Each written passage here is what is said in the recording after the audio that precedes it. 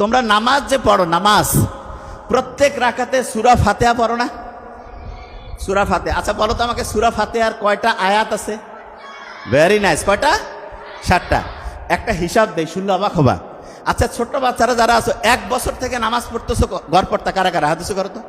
1 বছর থেকে নামাজ পড়তেছো, 1 বছরের বেশি হলে হবে, 1 বছর।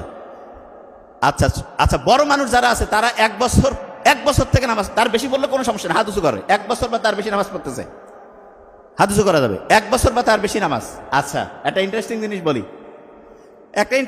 বলি, আপনি যারা 1 বছর নামাজ পড়ছেন, প্রায় 10,000 বার সূরা ফাতিহা আল্লাহর রহমতে পড়ে ফেলছেন। 10,000 বার। কাউকে যদি আমি বলি এই 10,000 বার সূরা ফাতিহা পড়ো, কিন্তু কবে না, এটা কি সম্ভব? কিন্তু জাস্ট প্রত্যেক দিন প্রায় 30 রাকাতের মতো আমরা নামাজ পড়ি। ফজরে 4, জোহরে ধরলাম 10, আসরে 4, মাগরিবে ধরলাম 7 বা 5, এশায় ধরলাম 9, গড়পড়তা প্রায় 30 রাকাত।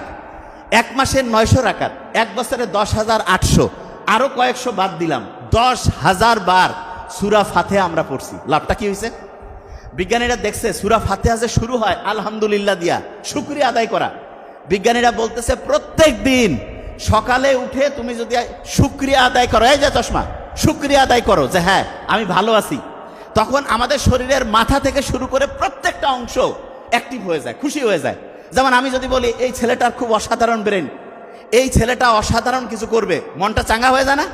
এইরকম যখনই আমি আল্লাহর কাছে শুকরিয়া আদায় করি, আমার শরীরের মাথা থেকে শুরু করে প্রত্যেকটা অংশ অ্যাক্টিভ হয়ে যায়, খুশি হয়ে যায়। এবং এরা যখন খুশি হয়ে যাবে, যে কেউ খুশি অবস্থায় বেশি কাজ করে না কম কাজ করে?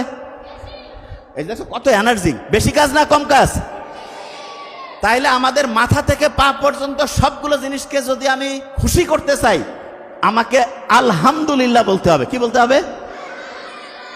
তা আলহামদুলিল্লাহ তো এমনিতে বলতে মন চায় না, এই জন্য আল্লাহ নামাজের মধ্যে প্যাকেট করে দিয়ে দিছে। প্রত্যেক নামাজে আমরা সূরা ফাতিহা পড়ি, আলহামদুলিল্লাহি রাব্বিল আলামিন দিয়ে শুরু করি।